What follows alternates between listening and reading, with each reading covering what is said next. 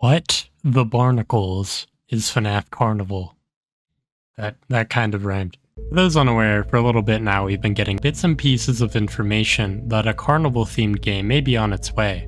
Especially with the Help Wanted 2 trailer coming out earlier, and we know that Carnival likely won't be part of that. Safe to say this is a new game on its way. A little while ago, Funko released some products with Carnival-themed FNaF characters who had been given balloon or circus titles. For a little bit, people were working on the assumption that these designs were Funko originals, and that was all there was to it. That was until people found in some early builds of the final chapter of Ruin, J-Top had left a note to leave something that quote-unquote foreshadows Carnival.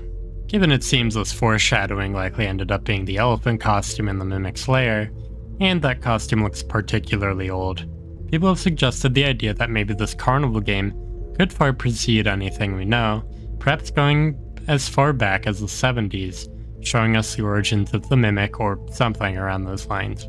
Well, that's an interesting idea. I have a separate, silly idea that's been floating in my mind for a while. And I realize before I should get into this theory, I should establish the theories I'm basing this idea off of. In short, I personally believe that for some time, Gregory was under the control of Glitchtrap just like Vanessa is. That's why he feels so loopy at the beginning of Security Breach. Who are you? I'm Gregory. This is kind of implied by not only GGY, where he acts pretty weird all the time, but also by the fact that GGY implies he was Patient 46. If we know anything about Patient 46, it's kind of crazy. Kind of looks like someone who's possessed by Glitchtrap. I know I haven't gone super in depth in this theory, but just know I'm going into the rest of this video with that assumption, I guess, in mind. In Security Breach, one of the few arcade machines that's actually playable is Balloon World, and trust me, this thing is seriously tucked away. This game has an Easter egg where you can glitch the game up by touching some purple spots, and if you do that enough times, the game ends with this haunting imagery of Eclipse saying good night. Now, as interesting as that was, it really isn't clear what the intentions of this game are supposed to be, though fast forwarding to Ruin, there's another slight tidbit of information given to us. Putting the Vanny mask on and looking at the Balloon World machine shows these weird purple particles floating in front of it. The only other arcade machine that does this in Ruin is the Princess Quest 3 cabinet. Personally, I think that if Vanessa's spirit or mind was trapped within the Princess Quest machine, these particles may be a way to show a kind of digital residue left behind after her mind was freed from it. And this could very well be the case with Balloon World as well. Specifically, I feel that this arcade machine may be the one Gregory was attached to when under Glitchtrap's control. Just as the Princess Quest 3 machine was kept in Vanny's room, there's signs on the base game of Security Breach that somebody once lived in this room as well, perhaps even Gregory.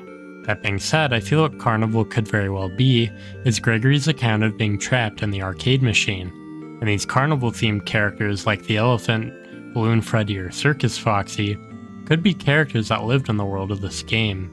Kinda like Wreck-It Ralph, for example.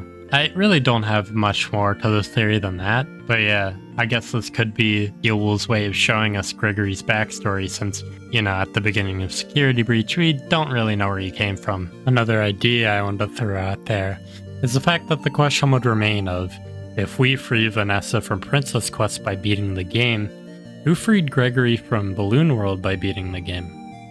Well, given Gregory has all the high scores around the Pizzaplex, and the fact he's known to be a phenom when it comes to hacking stuff, it's possible that he beat the game himself from the inside, either due to his hacking skills, or due to a genuine skill at playing games.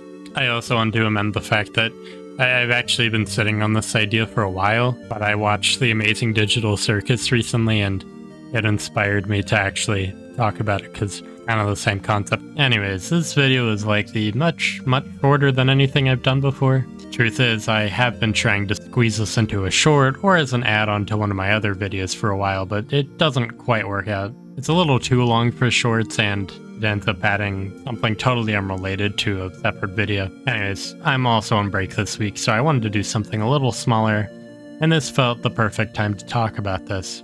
And yes, the Gregbot video is still coming. You'll get to see that next week. Until then, bye-bye.